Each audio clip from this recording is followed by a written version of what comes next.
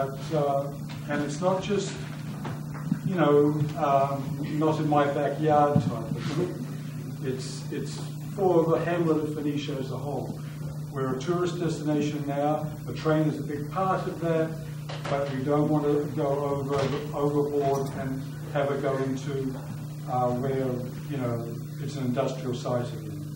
I mean, I know the railroad 100 years ago was a dirty, dangerous place, but it's a different thing now.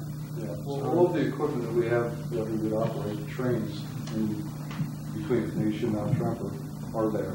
Yeah, well, that's it. It won't get any bigger. There's no need for it. Well, as long as, you know, like Dana said, some guarantees can be buffeted, you know, and this, you as a zoning board sort this out and then come back to us with, you know, what, it's, as I said, it's a quandary. Harry? Yes. So what I would point out is the railroad is now segmented, which is the county's plan. And being segmented, the end of it this way is landlocked. So we need a yard in which to store equipment here. As far as bringing things up from Kingston in the way of more rolling stock, that's not going to happen. What's in Kingston is used for the Polar Express, and that's one type of train. What's up at this end is more of the historic type of train. And so what you would see would be pretty much what's there as far as rolling stock. There's some work that has to go on to restore, to repair, to keep it up. But as far as going into a wholesale major undertaking, unlikely, not going to happen. Well, the other thing, Joe, is once, you know, a variance is approved, and then you move on and somebody else can come in. That's the other thing that we want to make sure doesn't happen. That it doesn't open the door to all of a sudden that plot of land being an industrial space in a residential neighborhood. What I would also point out is a lot of what we do isn't any much different than what a lot of other people do who are not considered industry. For example, we've been told, yeah, you guys have rusty junk. Well, plenty of artists have boards of rusty junk that they weld together with questionable levels for sculptures that pass as art, beauty being the eye of the beholder. Yeah, beauty being the eye of the beholder. Art is art, it's debatable. Well, we repurpose old pieces of machinery, and in the process, we train a lot of young people. Just say what you mean. That was really offensive. I'm sorry. Well, I agree. That was really offensive. Guys, please keep your comments coming this way. The point is that we weld sculpted wood. You have people doing wood sculpture, they're using finishes, they're using chainsaws, they're sanding, they're doing it out of doors, they're not putting down drop cloths.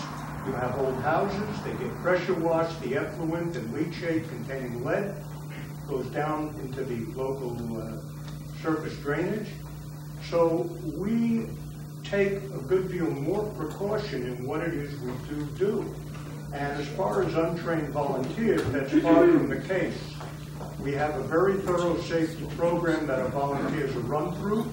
Nobody is let on the property without proper personal protective equipment.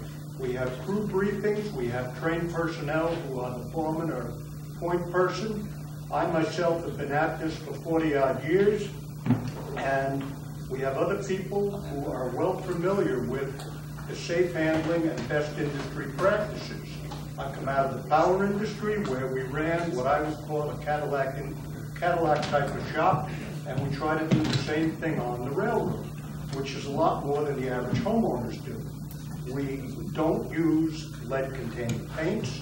When we do have equipment that does in fact have lead on it, we often use hand scaling methods, putting down drop cloths, picking the stuff up.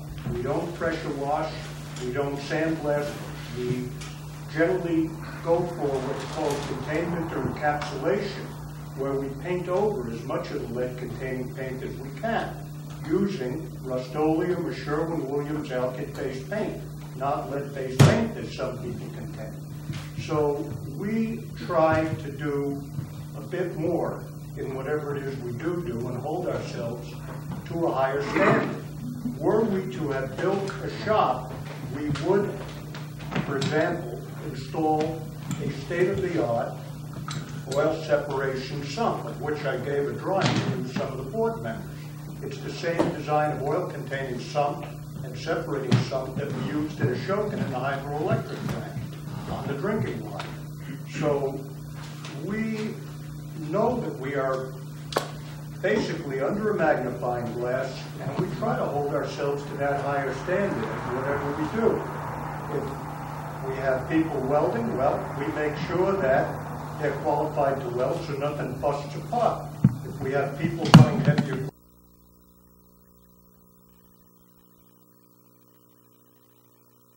equipment, same thing. We move it around as was pointed out. That's no different than a contract.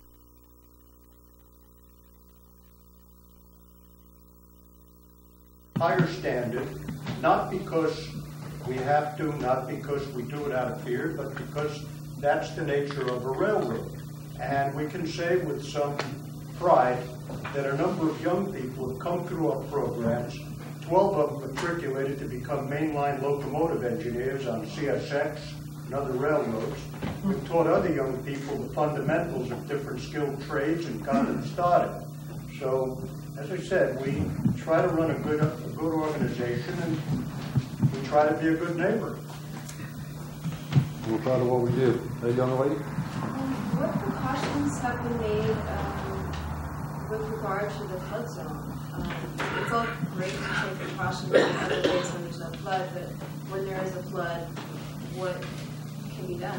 There's a design criteria that goes with it. You know, for example, on the museum building, that was designed with what are called blowout panels, so that when the flood waters come through, there's actually a stipulated area that has to be able to blow out and allow the flood waters to pass right through the building so that the building itself doesn't collapse. If we were to build a shop, we would bring up the grade somewhat. We would put in a system of reinforced concrete foundations, and we would design accordingly for the flood zone. But I think it's not the building that's the issue as much as it is the chemicals in the building. Well, again, we don't keep a great deal of anything around. I mean, we're dealing with paint such as Rust-Oleum. We don't use any more of it than the average homeowner would at any one time. As I said, fuel is done by bringing the fuel truck on site, and he leaves. And we generally don't store a whole lot around. Again, it's probably not too much more than a homeowner or a logger or a contractor would have on premises. And we, again, hold to a higher standard, so ultimately we use things like double-pack drums, where if we have something in an oil drum that's questionable, we have a regular antique overpack drum that holds it and contains it. If it's something like flammables, well, you have flammable cabinets, you have various and sundry regular or fluid types of containers. We use spill pallets under our drums. As I said, we do pretty much what we did in the power industry. I want to just know about the new building. Was there blow-up panels for that building? Yes, there were. I didn't see them. It's not obvious, but on the doors, if you look, there's herringbone or wood infill in the doors, and there's little mullion strips, and those are designed to give way. I figured so that the mullion strips will just give way and the panels just blow right out in the event of a flood. But how about the foundation? What was the foundation? The foundation is a pole-type structure. Pole barn. Yeah. So just That's why 6 we by went, 6s in the yeah, ground. that's correct, and that's why we went with the blowout panels. Right. Okay.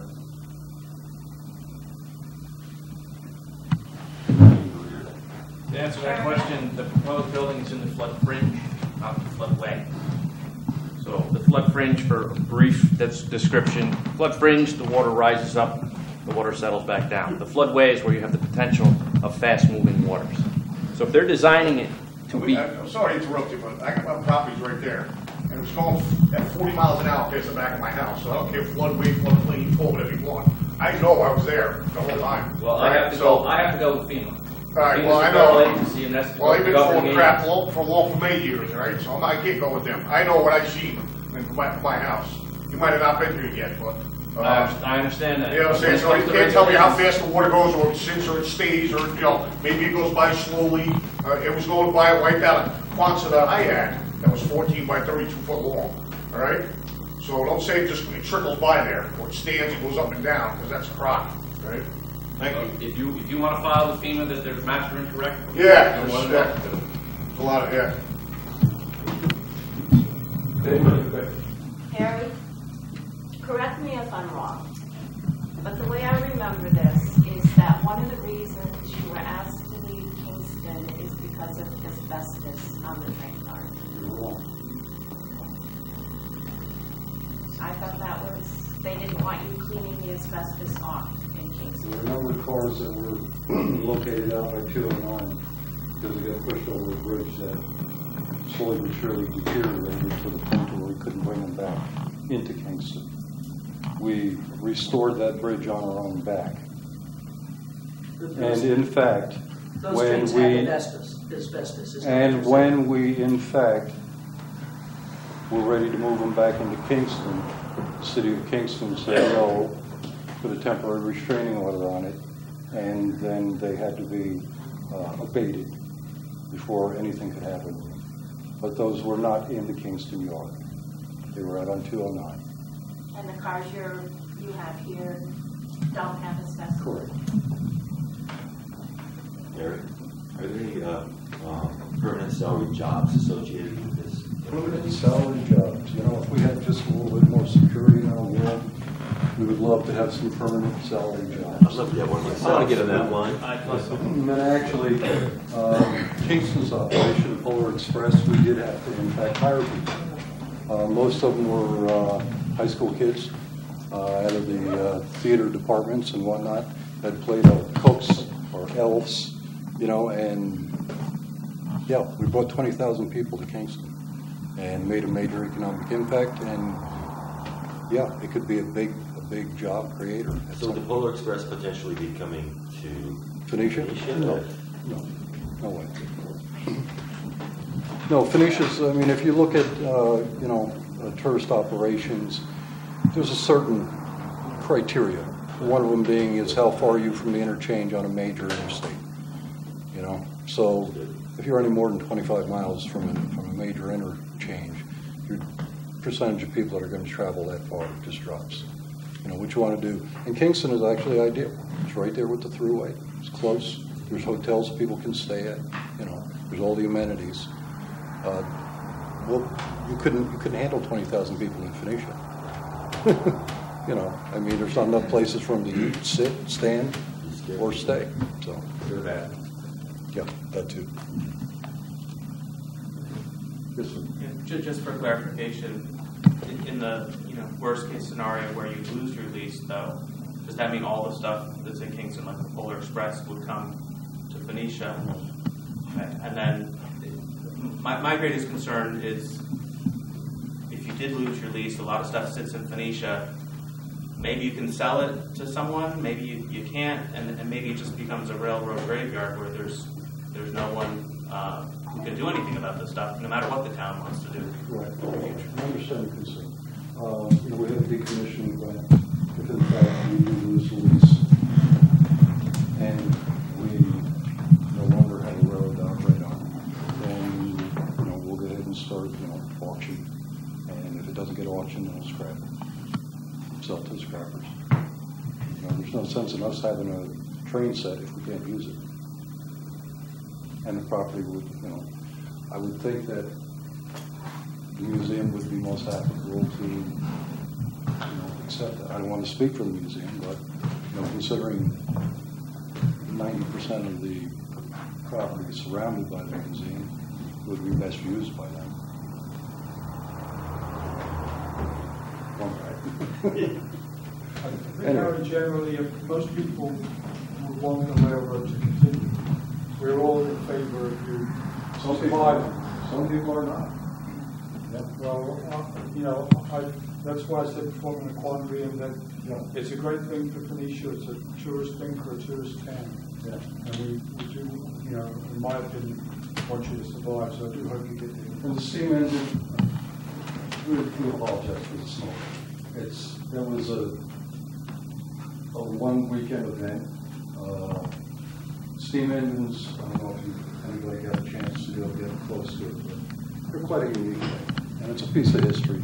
And anybody who is in, any kind of machines or railroads or anything like that, it's a real draw. And one time was good. I just didn't Right. No, I understand. And it's also not cost efficient to run a steam locomotive. I mean, if you're running an operating railroad like we are, it's much more work intensive, much more expensive. And in fact, New York Central years ago, when that's what they used to pull their trains, had to have runner cars go behind the steam locomotive to put out all the fires from all the cinders that were coming out of the stack. And in fact, still today, we are required to run fire control behind the steam locomotive, which we did on every one. But it was a one-time shot. It's great for the rail enthusiasts. People love to come out and ride a steam engine, but by no means would it become a weekend operation. So if you were to lose, that was a little bit confusing, maybe you can explain, if you were to lose the contract with the county, you would sell some of your cars to the museum? No, we would sell the cars to the highest bidder. I mean, if the museum wants to buy them, sure, but whoever's going to pay the most for them is the person who buys them. Mr. Footerbass, would you like to speak? Sure. If you ready? Yeah, thank you, Harry, for answering questions. If I may have a little historic perspective that might be useful. Be brief, please. I will. Basically, the railroad has been here, 150 years. It has been a tremendous input for Phoenicia and the Catskills. 27 trains a day in its heyday. That's why they moved the station to where it is now. The museum owns all the land around Catskill Mountain Railroad's 2 tracks, except for the east end, which is the descendants of Braddock. And they have assured me, I don't know if they have the museum, that they are copacetic with anything for the railroad and everything. As for the asbestos, the only asbestos that came up was the museum's dining car. And we spent upwards of $20,000 to remove that so that we could give the car away. Okay. And now we have a new albatross, if you will, which is the steam engine, which is coming up here for static display purposes. Every weekend, I'm down there on the platform showing people around, driving around on the mini train and everything, and I've never seen any sandblasting. I don't think they own a sandblaster. At one point, I believe they had a containment chest for small parts, but and the rumor is they've been sandblasting this year. They haven't been doing anything this year. That's pure fabrication. There was a barn that was probably about the same size as they're proposing, somewhere between our barn and the one they're proposing, almost identically in that spot for a number of years in, I guess it was the 20s. And that was put up specifically for storage of wood that came up from South America for the Chichester Chair Factory to come down and pick up. They brought this wood up from South America, okay, and up the train and put it there. They come down with wagons, take it up, build things, take it back out on the train and their furniture back to South America. It's a tremendous wealth of history. Let's see, what else? That's about it. But I think it's perhaps the most outside of the ski slopes, possibly.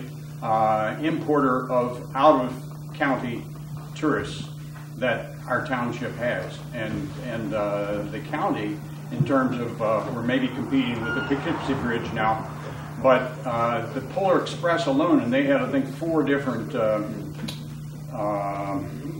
events.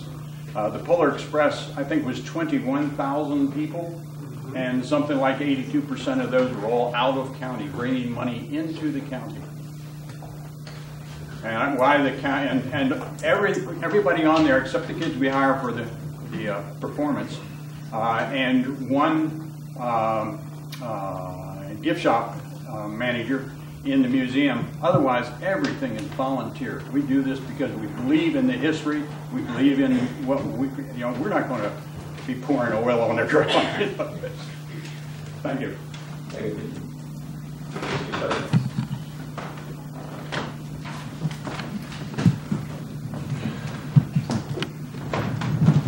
A little homework for you guys. More? Yeah, you don't have enough to do. Keith? Ralph?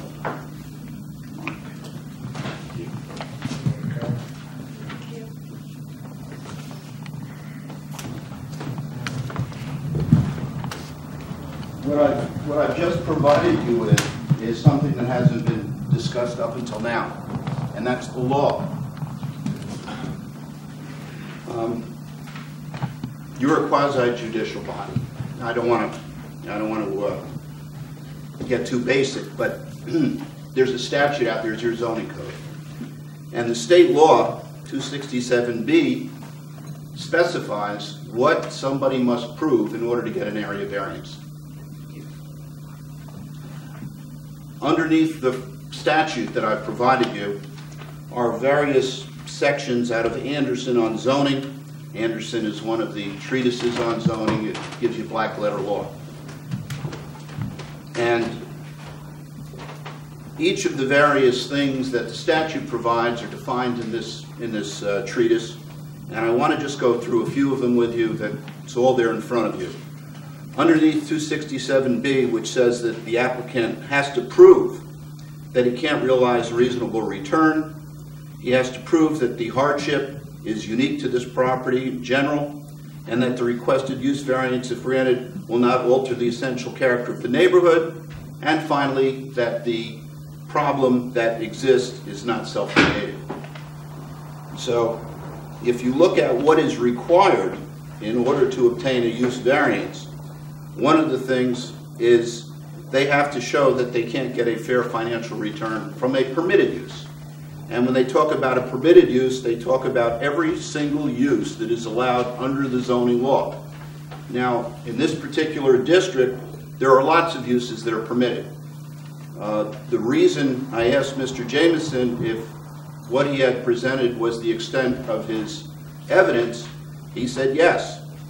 Well, what he didn't do was he didn't show that he can't receive a reasonable return from the use of the property if it's used as is permitted. All of these comments that you've heard here are from people who live there. They live in a residential zone. They are asking for an industrial use in a residential zone. In order to get that variance, there are certain things the law requires that the applicant prove. They've proved none of it. The applicant has to show that the non-conforming use or structure must show not only that the permitted uses will be unprofitable, but the non-conforming use does not provide a reasonable return. No financial evidence presented. The next thing I go into is the quantity and the quality of the proof required by the courts. Were you to grant this variance and were there to be a challenge, what would the court look for? The court would look to see if the applicant demonstrated that the lack of reasonable return by substantial evidence, and they go into specifics. What did they pay for the parcel? What's the present value of the parcel? What are the expenses of the operation? What are the taxes and the costs? Other factors that are relevant to the financial return. They have to show that they can't receive a reasonable return if they sell the land. If they don't try to sell the land, that doesn't meet the evidentiary requirement. No proof of that nature. The next section I've given you is the effect of an adjacent similar use. A landowner is not entitled to a variance on the basis of unnecessary hardship simply because the adjacent land is being used for the purposes proposed by the landowner. The fact that the museum is there, the fact that they want to work hand in hand with the museum does not provide the evidence necessary to grant them the use variance. Self-created hardship, and I think I saved the best for last. The Court of Appeals of the State of New York has said that if a person buys land that is residentially zoned and he wants to put an industrial use on it, the hardship is self-created. Unlike an area variance, where the self-created hardship is not necessarily a disqualification, in the case of a use variance, it is.